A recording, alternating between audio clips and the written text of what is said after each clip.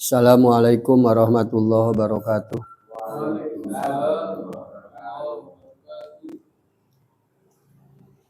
Bismillah, alhamdulillah, assalatu wassalamu ala rasulillah. Allahumma arinal haqqa haqqa warzuqna tiba'ah wa arinal batila batila warzuqna jitinabah. Qul nahbitu minha jami'a. Qulna, kami berkata, ihbitu, turunlah kalian, minha dari surga jami'an, bersama-sama.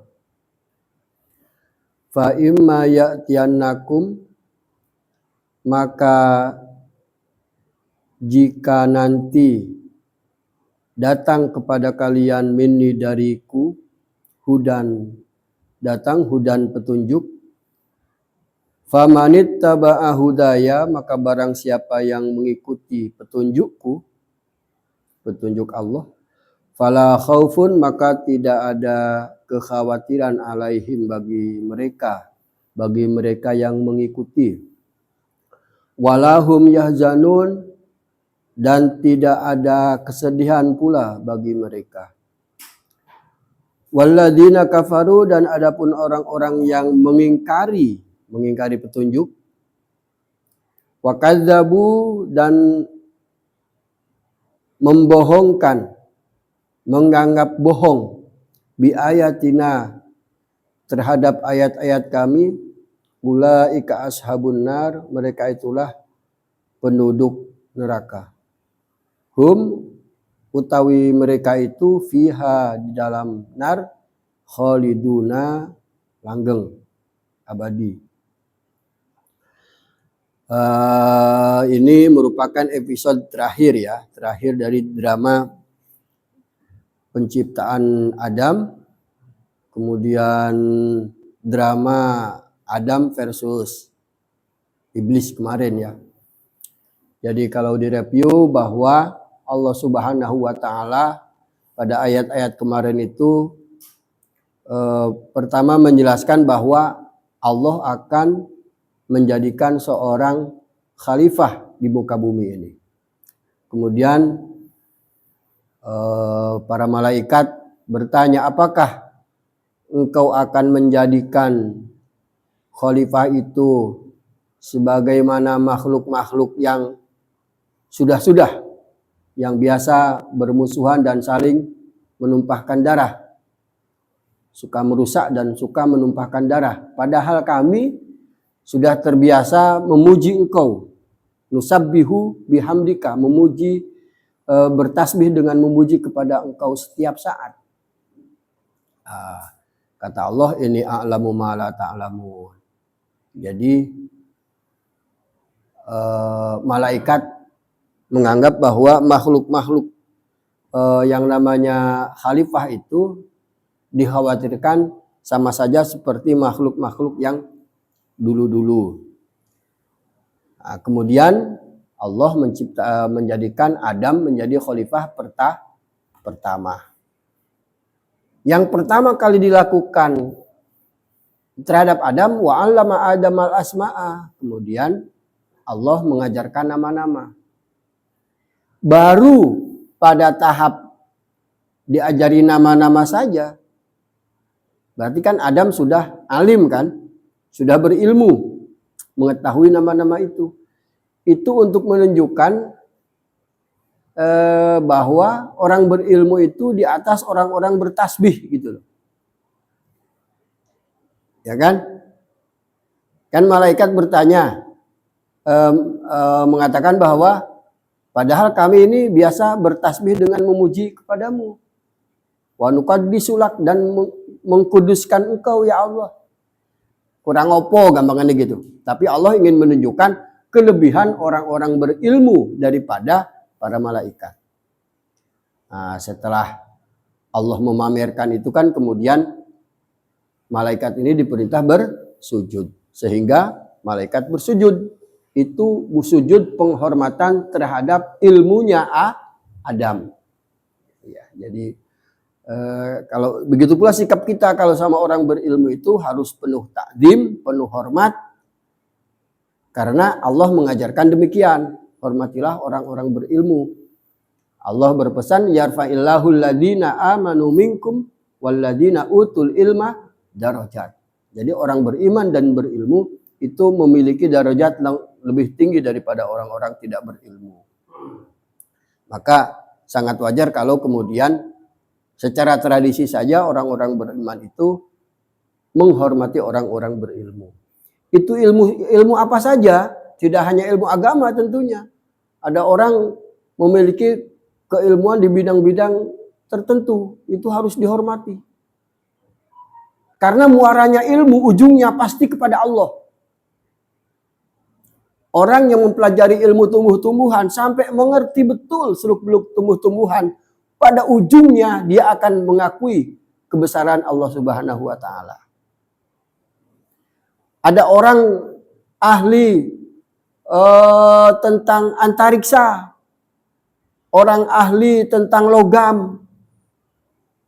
Karena sepanjang pengetahuan kita, orang-orang yang berilmu dalam arti betul-betul berilmu, mempelajari sesuatu, itu pada ujungnya pasti dia akan mengagungkan Allah Subhanahu wa ta'ala. Karena ujung ilmu itu pasti muaranya terhadap Allah, muaranya kepada Allah.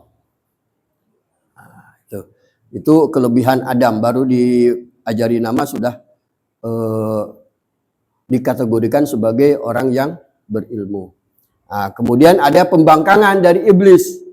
Kemarin disampaikan bahwa kenapa iblis tidak disebut dalam khitab, karena memang secara tradisi berarti iblis ini sudah terbiasa membangkang perintah Allah. Kalau orang yang membangkang tidak akan dipanggil untuk sebuah perintah, walaupun dia sama-sama menjadi penghuni surga. Nah, jadi sangat wajar Allah tidak menyebut iblis dalam perintah itu. Bukan berarti tidak dapat perintah, karena penghuni surga itu hanya malaikat, jin, dan manusia. Dan Adam ketika disuruh bersujud kepada Adam, berarti dua jenis itulah, dua spesies itulah yang disuruh bersujud. Nah, tapi terbukti bahwa iblis tidak mau bersujud. Tidak sujudnya iblis itu jangan sekali-kali dianggap bahwa iblis merupakan makhluk paling bertauhid. Itu sama sekali keliru. Karena iblis itu kana minal jinni, dia termasuk golongan jin. Itu yang kemarin ya. Nah, kemudian iblis diusir dari Allah, dari surga. Nah, setelah iblis diusir, kemudian ya Adam uskun anta wa zaujukal jannah. Kemudian Adam diperintahkan tetap tinggal di surga. Tetapi kemudian Adam juga tidak lolos dari ujian, karena grand desainnya dari atas bahwa Allah akan menciptakan khalifah.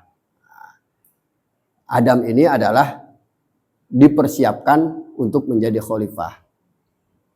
Allah skenario-kan. Kenapa diskenario-kan? Karena memang untuk manfaat kita. Kemarin kan disampaikan Allah mendesain mau menurunkan khalifah di bumi. Tetapi Allah tidak begitu saja menurunkan. Perlu ada sesuatu yang bisa menjadi pesan bagi manusia, bagi anak-anak Adam. Supaya tidak begitu saja, kan kalau Adam diturunkan begitu saja, tidak ada manfaat dari peristiwa penurunannya. Maka kemudian Allah membuktikan Adam tidak sungguh-sungguh dalam kemauannya untuk menjaga larangan Allah. Nah, diturunkan sambil peristiwa itu memiliki pengaruh, memiliki ajaran kepada anak cucunya bahwa manusia itu harus memiliki keteguhan dalam tekad, kemauan yang keras, dan jangan menjadi lupa akan perintah-perintah Allah. Nah, ayat ini kemudian menjadi pamungkas. Allah berkata, ihbitu minha jami'a. Turunlah kalian dari surga bersama-sama. Ada ulama yang mengatakan jami'an itu semuanya. Maka diartikan semuanya itu berarti seluruh cikal bakal spesies manusia itu diturunkan juga. Jadi kalau ada ruh-ruh yang sudah Allah ciptakan itu semuanya diturunkan bareng beserta Adam. Tetapi ini dipertegas di dalam surat yang lain itu, surat apa di Toha itu, Kul nahbito, musanna lagi, jadi turunlah engkau berdua. Kul nahbito minha jami'an. Berarti kan Adam dan Hawa disuruh turun bersama-sama. Nah, yang menarik adalah pertama kalimat ihbitu, habito yahbitu, ihbit, hasiba yahsibu. Itu artinya turunlah. Kebanyakan dalam Al-Quran biasanya kalau turun itu kan huwallazi anzala minas sama'i ma'an pemanya. Allah menurunkan air dari langit, bahasanya anzala. Seluruh kata-kata turun biasanya menggunakan kata anzala. Tanazzalul malaikatu warruhu fiha, pakai kata nazala. Kok ini ihbit? Nah, Allah membedakan. Ternyata ihbit ini ada di surat Yunus. Di surat Yunus itu ketika Allah bercerita tentang Nabi Nuh. Jadi Nabi Nuh berlayar menggunakan perahu besar bersama seluruh manusia yang beriman dan hewan-hewan sepasang-sepasang. Kemudian setelah berlabuh, itu kan tidak langsung turun. Kalau orang beriman kan nunggu perintah Allah. Jadi turunnya saja dikonsep sama Allah kapan harus turun. Tidak karena sudah, banjir sudah surut, turun yuk. Tidak. Orang beriman tidak berinisiatif tetapi menunggu perintah Allah. Karena naiknya ke perahu juga diperintah Allah. Kan sering kita gini, hujan. Wah, agak redah nih. Ngoyos. Udah terang. Baru 100 meter hujan lagi. Gimana? Sering begitu kan? Nah, orang beriman sudah waspada. Jadi yang pengikut Nuh ini tidak mau sampai Allah qila ya Nuh bit bisalami minna wa barakatin alaika wa ala umamin mimma ma'ak. Kemudian dikatakan kepada Nuh, ya Nuh, turunlah kalian semua dengan salamku. Qila ya Nuh bit bisalami minna wa barakatin alaika wa ala umamin mimma ma'ak. Ya Nuh, sekarang kalian turunlah dengan salam dariku. Bisalami minna wa barakatin alaika, dan berkah untukmu dan untuk umat-umat yang mengikutimu. Nah, setelah ada perintah baru tuh turun. Itu menggunakan kata ihbit. Artinya apa? Analisanya berarti kalau kata-kata nazala itu menurunkan sesuatu yang menjadi aktivitas. Malaikat itu tanazalu, ya kan? Turun. Artinya malaikat itu memiliki aktivitas turun naik. Turun ke dunia, naik lagi ke langit. Itu biasa begitu. Maka bahasanya nazala. Turun tapi untuk bisa lagi naik ke atas. Sama seperti hujan. Allah menurunkan hujan dari langit, dari angkasa ke bumi, bahasanya nazala. Yanzilu minas sama imaan. Yanzilu bahasanya. Kenapa pakai yanzilu? Karena air hujan juga bisa naik lagi ke atas. Maka dari sisi bahasa bisa ketahuan teori hujan itu turun ke bumi, kemudian terjadi pemanasan, menguap lagi ke atas, di atas ditampung menjadi awan, diturunkan lagi sama Allah. Maka bahasanya yanzilu, tidak ihbit. Nah, berarti kalau ihbit ini bahasanya lain artinya. Turun tapi tidak tidak balik lagi. Ada kemungkinan tidak balik gitu loh. Lah penghuni kapal itu kan hanya sekali. Ya kan? yang bersama Nuh itu kan disuruh turun, kan tidak naik lagi. Begitu turun ya sudah menggelar kehidupan, karena buat apa ke kapal lagi? Kapal itu berhentinya di tengah gunung, di atas gunung. Nah, itu menunjukkan ihbit dan nazala itu artinya turunnya dalam kondisi berbeda. Kalau ihbit artinya turun tidak mesti bisa diulangi. Maka hati-hati ketika Adam digunakan khitabnya pakai ihbitu, artinya manusia ini memang penduduk surga. Diturunkan semuanya ke dunia. Nanti ada yang bisa kembali ke surga, ada yang tidak kembali ke surga. Paham? Jadi penggunaan kata ihbit itu untuk menunjukkan bahwa Adam dan keturunannya yang di dunia ini kan penduduk surga aslinya. Tetapi karena kata-katanya ihbit menunjukkan bahwa ada yang kembali ke surga, ada yang tidak kembali ke surga gitu. Nah, maka semoga kita ini termasuk orang-orang yang bisa kembali ke surga, karena kita ini kan aslinya bibitnya penduduk surga. Itu analisis dari kata ihbitu minha jami'a. Jadi sama-sama artinya turun, yanzilu ya turun, yahbitu ya turun. Tetapi kalau yanzilu turunnya adalah turun sebagai sebuah aktivitas yang bisa berulang. Air turun ke bumi, dia naik lagi ke atas menjadi awan, kemudian diturunkan lagi menjadi hujan. Malaikat turun ke dunia untuk suatu urusan dan nanti akan kembali ke langit lagi. Fa imma ya'tiyannakum minni hudan, karena sudah diturunkan ke dunia, Allah berpesan, jika nanti datang kepada kalian, ini kalau di santri ya'tiyanna ini taukid sakilah, Ustaz ya. Nun taukid sakilah itu artinya yakin, pasti datang, pasti ada petunjuk. Nah, jadi fa imma ya'tiyannakum, jika pasti nanti datang kepada kalian petunjuk. Jadi manusia itu tidak dibiarkan sama Allah begitu saja diturunkan, diculkio, enggak.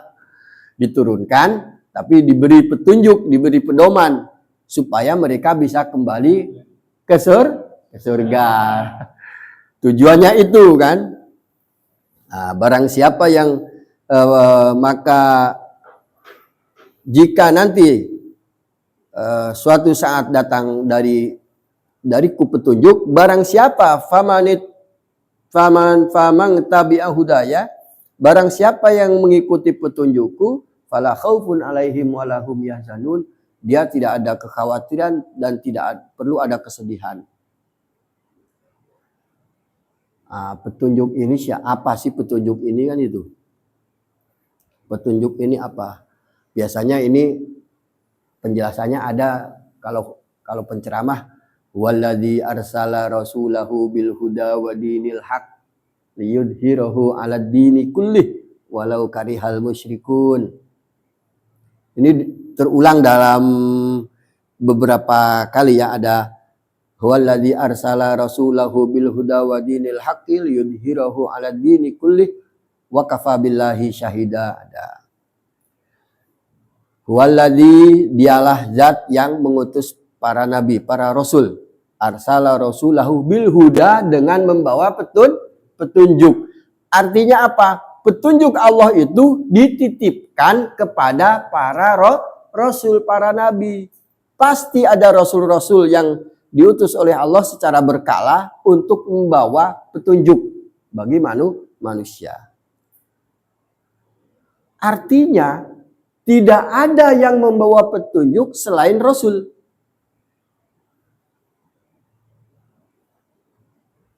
Jadi yang membawa petunjuk dari Allah itu pasti para utusan.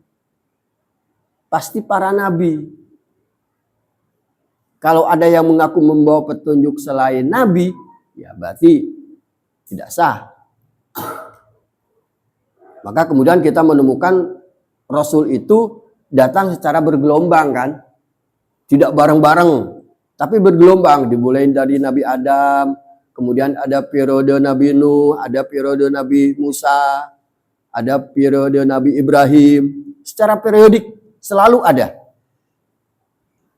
Nanti Rasul juga terbagi-bagi. Ada, kalau Rasul kan artinya utusan. Kalau Nabi itu yang dapat nubuwah. Kita harus membedakan ya.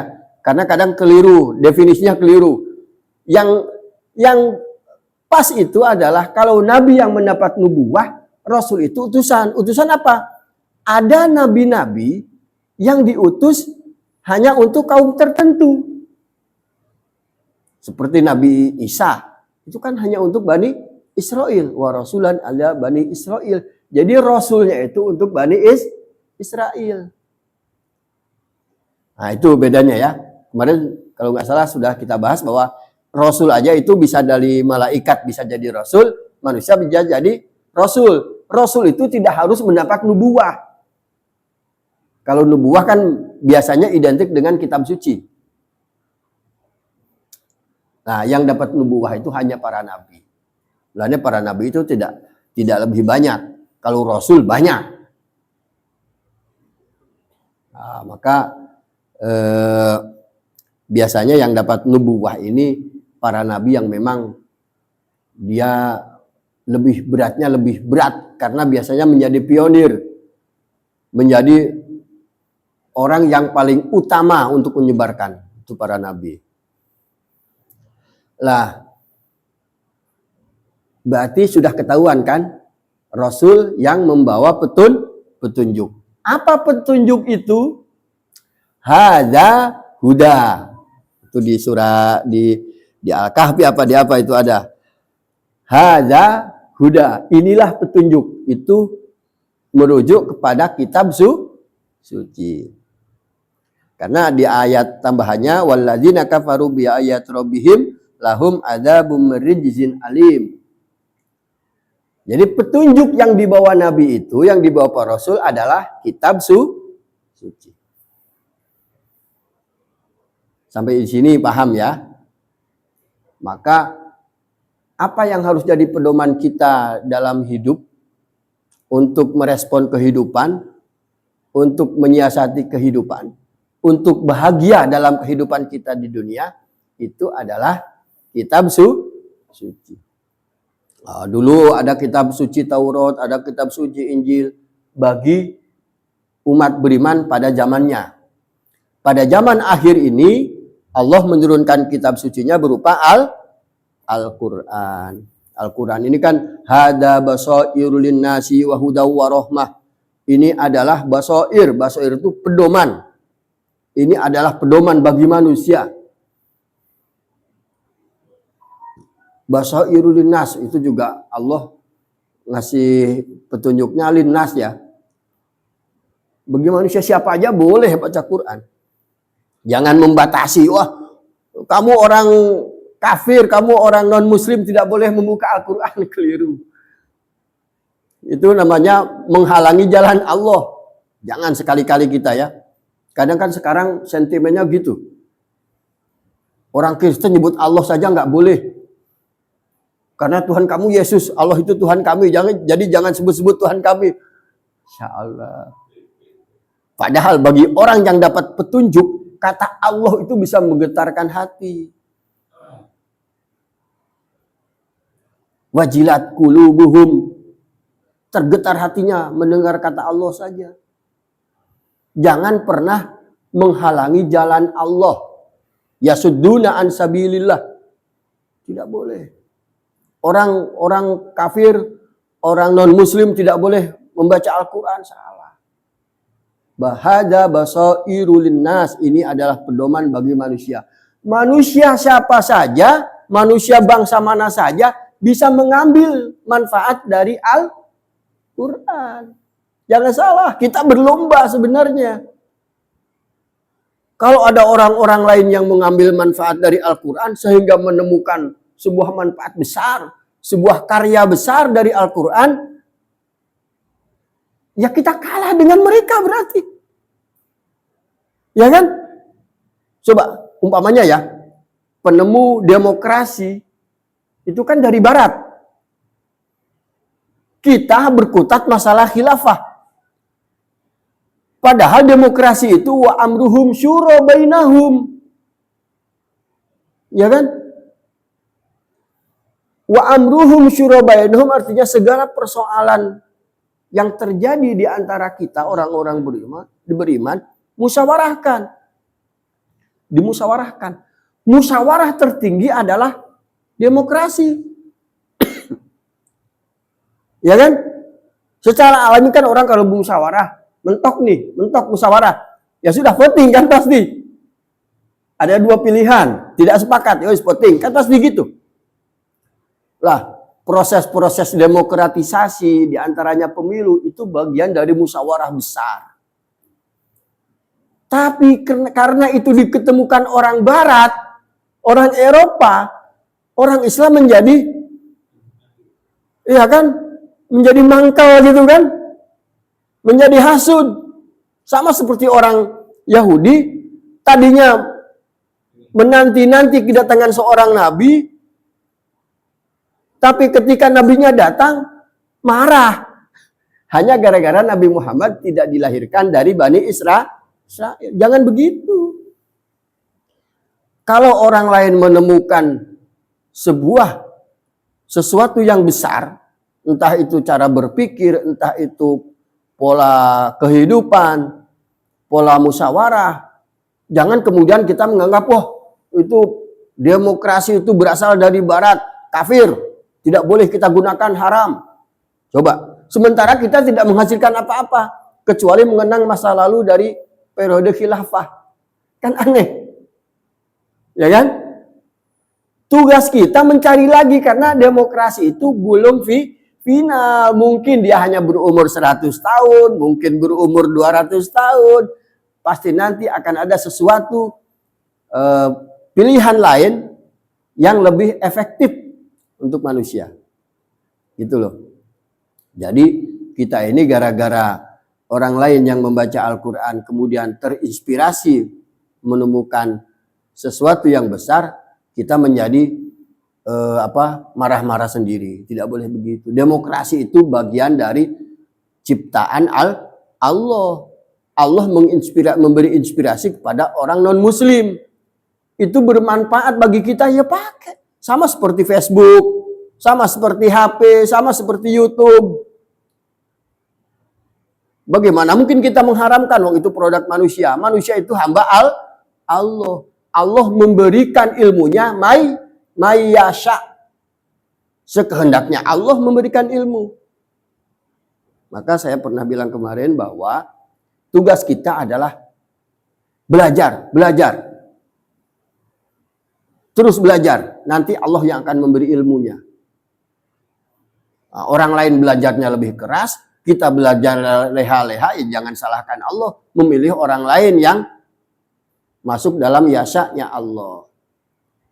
Saya itu teringat, jadi gara-gara demokrasi itu dianggap bagian dari penemuan barat, kemudian diharamkan oleh orang-orang Islam. Padahal memang orang barat itu bukannya hambanya Allah. Memang mereka bukan ciptaan Allah. Ya kan? Jangan mengharamkan demokrasi tapi Facebooknya dipakai, YouTube-nya dipakai, kan cara berpikirnya menjadi keliru. Kalau kita mau bersaing dalam hal ilmu, berarti kita juga harus banyak belajar. Jadi barang siapa yang mengikuti petunjukku, maka tidak ada kekhawatiran bagi dia hidup di dunia, dan mereka tidak usah bersedih nanti di surga. Lengkapnya begitu. Jadi kita ini harus menjadi orang-orang beriman tapi yang dewasa. Yang dewasa, yang terbuka. Jangan sesuatu yang Allah luaskan kita persempit. Allah luaskan hal muamalah itu, jangan persempit. Allah luaskan dalam urusan ketatanegaraan, pemerintahan, jangan kita persempit. Tapi jangan malah yang Allah persempit kita luaskan gitu loh. Umpamanya gini, tata cara sholat itu kan pasti merujuknya kepada perintah Allah. Allah persempit kan urusan ibadah itu. Jangan diluas-luaskan, jangan ditambah-tambahi. Paham ya? Jangan yang Allah persempit kita bikin luas. Allah yang luaskan, leluasakan, malah kita persempit. Nah, kebanyakan kita itu seperti itu. Kayak ginilah, ya ayyuhalladzina amanu la tas'alu an asya'a in tubdalakum tasukum. Hai orang-orang beriman, janganlah engkau bertanya tentang sesuatu yang kalaupun dijawab nanti akan bikin kamu susah gitu loh. Itu kan sebuah pesan dari Allah, bagaimana kalau yang Allah tidak terangkan dalam Al-Qur'an itu rahmah bagi kalian. Luas. Umpamanya gini maksudnya, Allah itu tidak memberikan konsep dalam ekonomi. Ini menarik ya. Jadi Allah itu tidak memberikan konsep dalam ekonomi, tapi Allah memberikan prinsip-prinsip ekonomi. Allah tidak umpamanya kamu kalau jual beli itu harus online, kan enggak. Kamu jual beli itu harus bertemu antara dua orang, pembeli dan penjual, harus ada saksi, kan enggak. Itu kita saja yang bikin kan. Artinya untuk urusan muamalah, untuk urusan ekonomi itu Allah kasih luas. Yang penting di sana ada nilainya antarodin minkum. Saling rela, tidak boleh ada pihak yang memaksa. Tidak boleh ada unsur riba, tidak boleh ada unsur penipuan. Itu prinsip ekonomi Islam. Bentuk ekonominya monggo. Setiap masa ada peradabannya masing-masing. Kan zaman Imam Syafi'i tidak terpikirkan bentuk sekarang model jual beli online. Apalagi orang bisa mengupload video dari jualan orang lain, kemudian mendapatkan bati dari komisi berapa persennya. Kan sudah model seperti itu. Jual beli kita malah dengan Amazon.com. Itu kan milik orang mana? Barangnya dari Amerika, barangnya dari Eropa, barang dari Cina.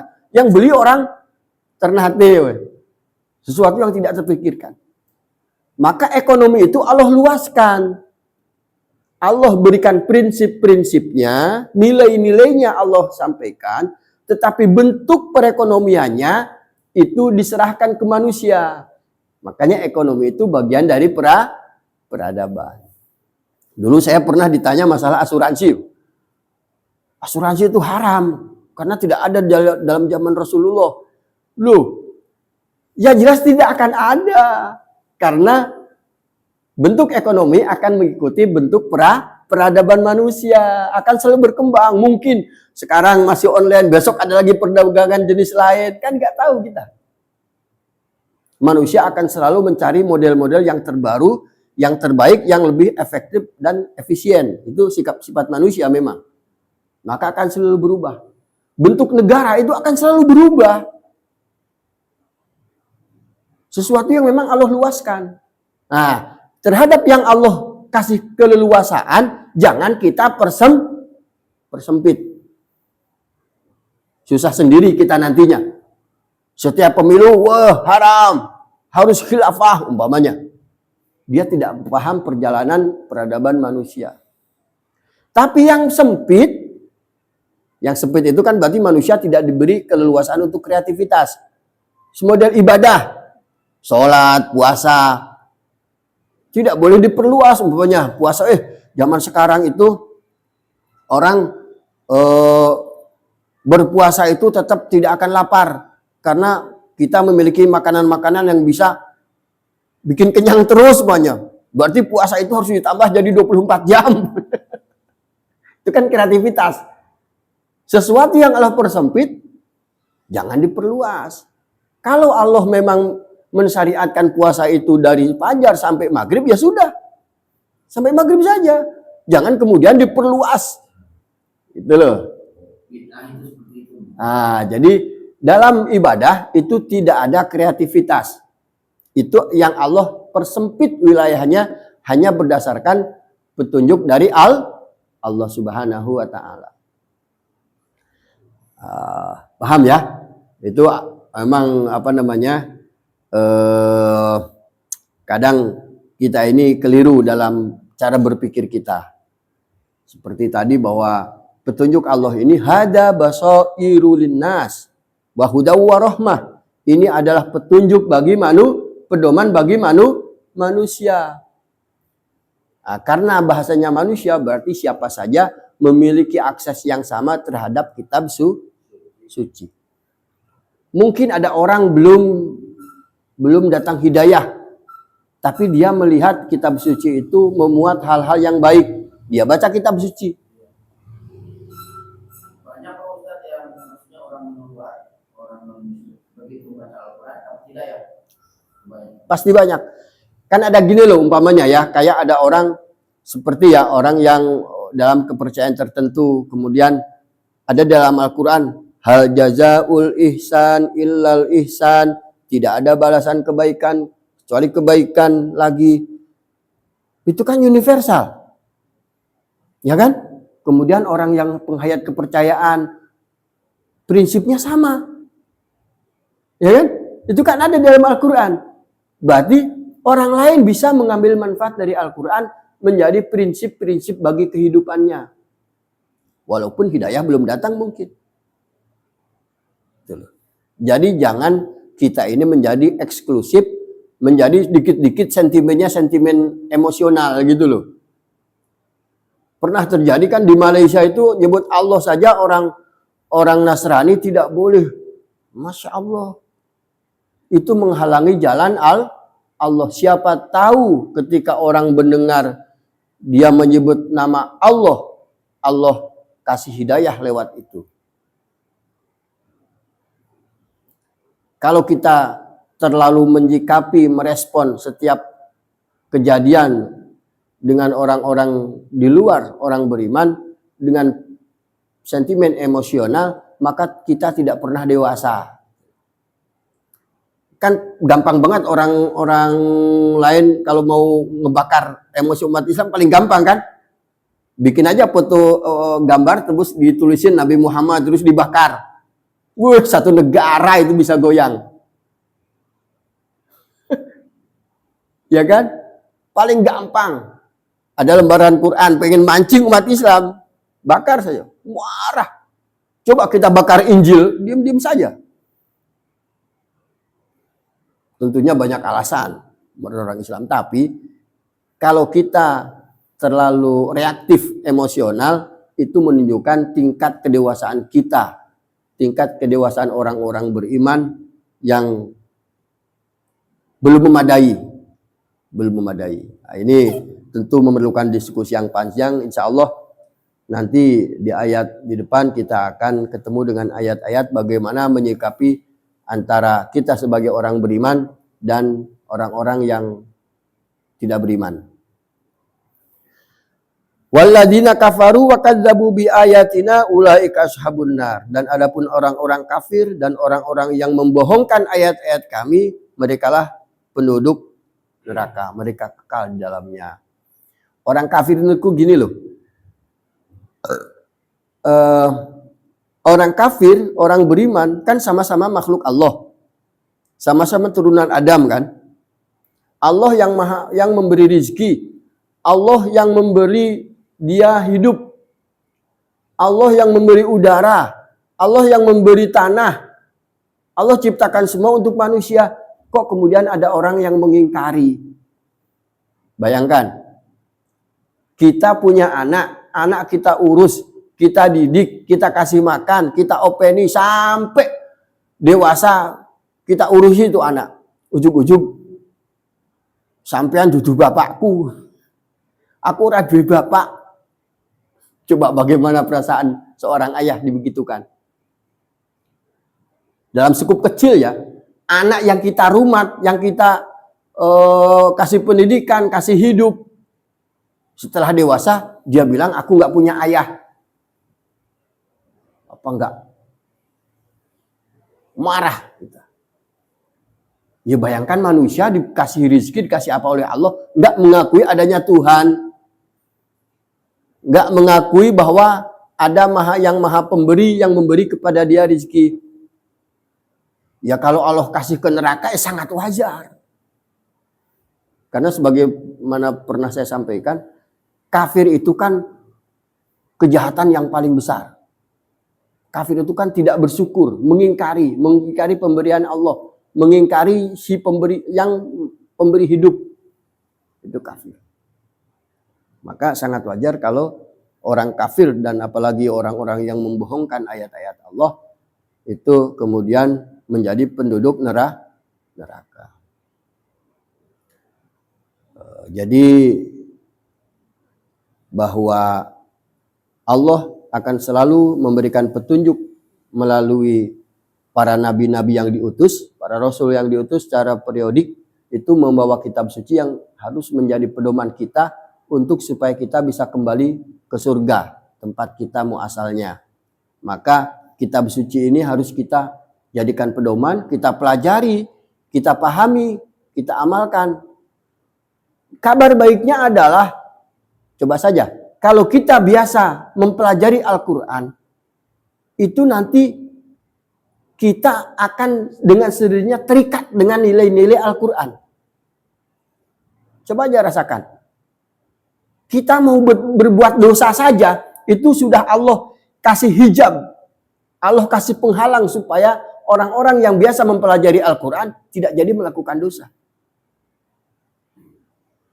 Karena sudah Allah sampaikan dulu, pernah saya sampaikan, salah satu cara kita supaya menjadi bertakwa itu adalah dengan mempelajari Al-Quran, mempelajari kitab suci.